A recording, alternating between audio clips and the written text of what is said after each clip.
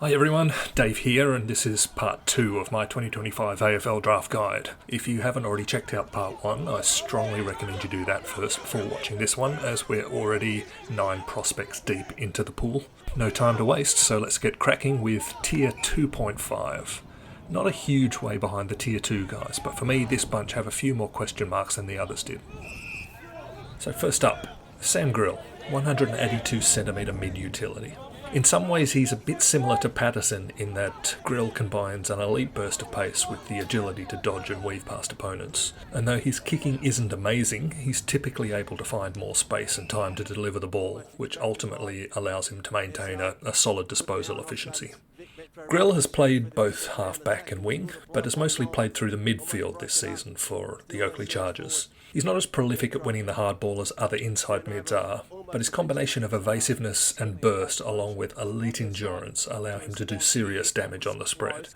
Grill has fantastic instincts to gut run forward after a disposal and get involved again and again in possession chains further up the ground. Grill's been excellent at Talent League level this year. He was a little disappointing at the Champs, where he was forced out of the midfield and played more of a peripheral role, but then played 2 VFL games for Richmond where his qualities and confidence at the level really shone through. Grill is another who's been mentioned as an excellent teammate and one who leads by example at training and on the footy field. Harry Dean, 194cm key defender.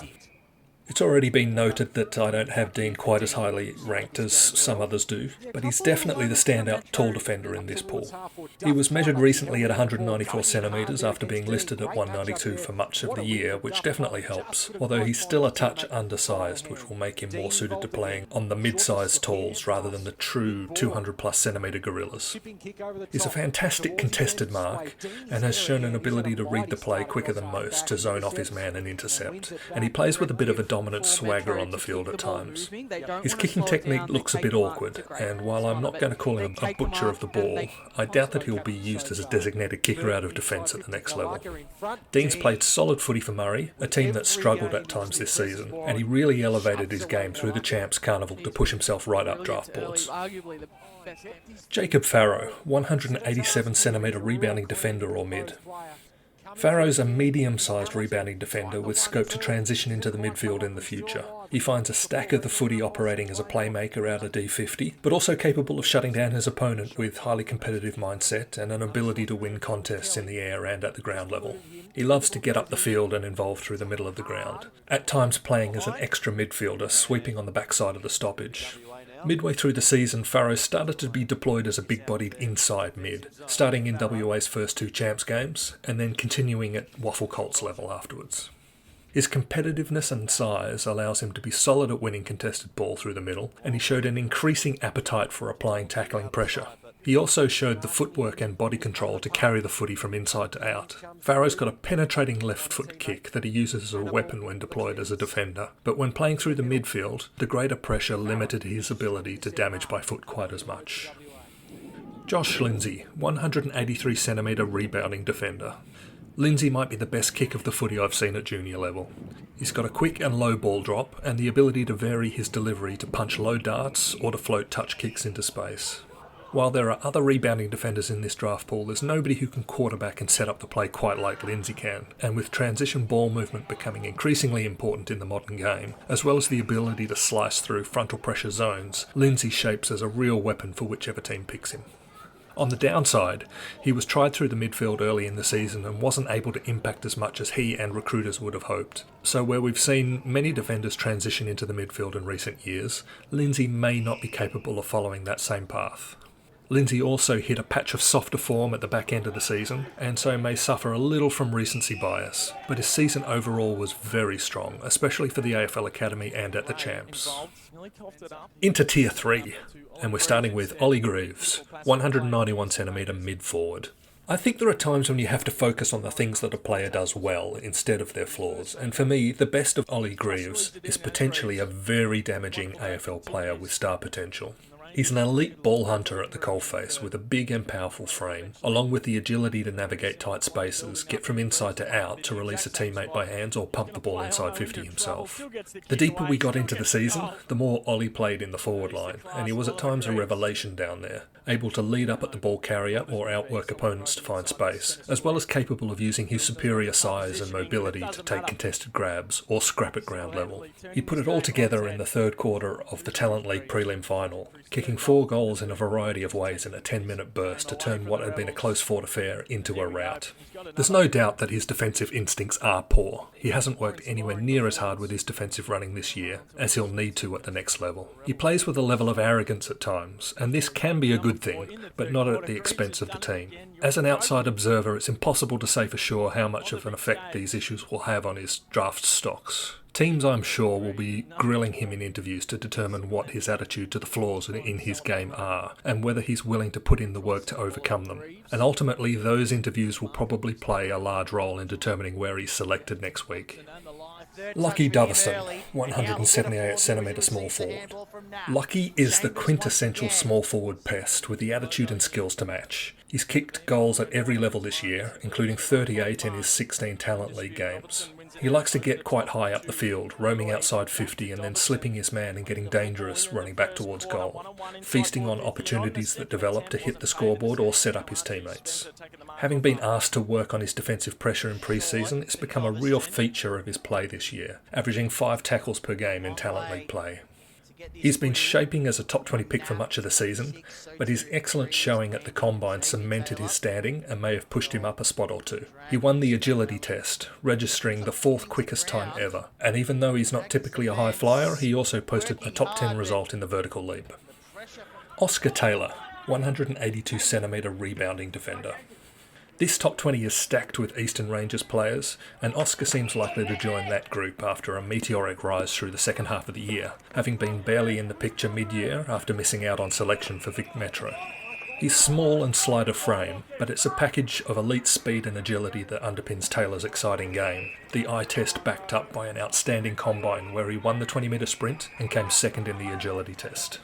Oscar is a small rebounding defender who's almost impossible to catch as he goes on buccaneering runs up the field, dodging and weaving past tacklers before setting up teammates with precision kicking.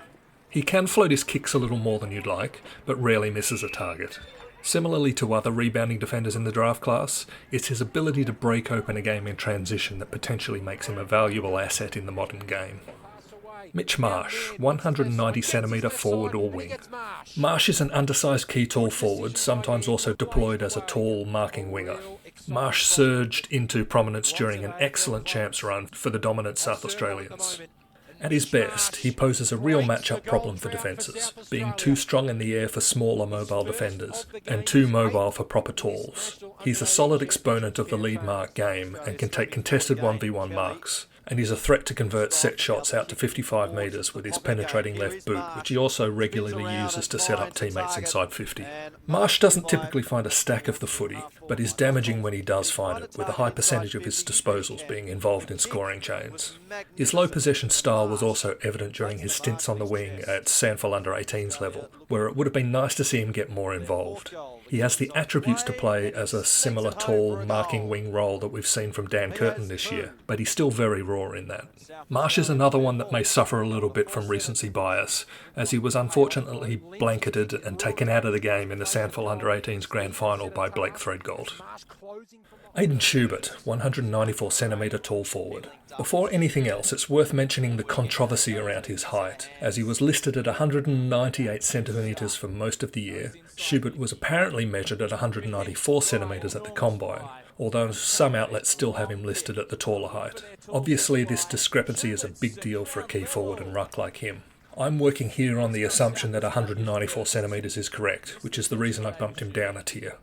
Schubert is the premier contested marking tall in this draft class. Like many of his South Australia compatriots, he had an excellent champ series where he showed his game at its best, playing both forward and ruck and excelling in both roles.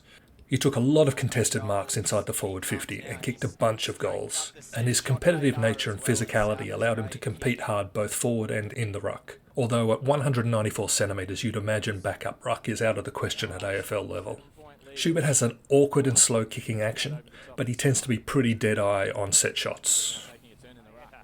Tier 4. We're starting to get a bit deeper here, and the further we go, the more list needs and personal preferences among recruiters around certain player traits play a larger role in who gets picked where, rather than pure talent level. Archie Ludowick, 197cm tall forward. Ludowick looked to be shaping up as a contender for one of the best key forward prospects in the pool this year before a PCL injury cut short his campaign. It wouldn't surprise me if a club that's chasing a key tall takes a chance on him inside the top 20. Ludowick is a fantastic mover for a 197cm kid, always seeming to pop up in dangerous space or finding the right timing to hit up on the lead. He's capable below his knees and seems to have the happy knack of hitting the scoreboard, capable of kicking bags. He entered the season with questions around his hands in marking contests and his set shot accuracy, but largely put those concerns to bed with a strong opening to his season in the Talent League and looking like the best key forward in the 2 AFL Academy games. Harley Barker, 188cm wing. Harley is an exciting wing prospect with all the tools you would want in a modern winger. An elite athlete with pace, endurance and the ability to beat a man with quick changes of direction. He has the size and aerial ability to impact in marking contests, sliding down from his wing into attacking and defensive 50s similar to an Ollie Dempsey, and he combines all that with strong kicking skills and poise with the ball, typically making excellent decisions. Barker was fantastic in the 2-game AFL Academy series and then played an excellent Champs series. Unfortunately for Harley, he ruptured his ACL after the Champs, which will naturally cause him to slide down a little from where he might have otherwise gone in the draft. But he's such a talent that I can't see teams allowing him to fall too low, especially any team desperate for a winger. Blake Threadgold, 194cm key defender. The thing with Threadgold is that there are so many teams out there looking for a lockdown tall defender, and there are so few of them in the pool this year. If you want one, he's one of your only choices, and you're going to have to go early, possibly even trade up to get him. Threadgold has had an injury-interrupted season, but showed towards the end of the year that he possesses the size, body, athleticism, competitive nature, and physicality to really lock down on an opponent. Those qualities were on full display in the SANFL Under-18's Grand Final, where he was given the big match-up on Mitch Marsh, and he proceeded to completely shut him out of the game, helping his Sturt team to a premiership win and being named best on ground for his efforts. Fred Rodriguez, 184cm midfielder. I'm a little surprised that Fred has fallen as far as some ranking lists have him. He's put together a strong season, even while perhaps not quite hitting the heights expected of him after his excellent bottom-age campaign.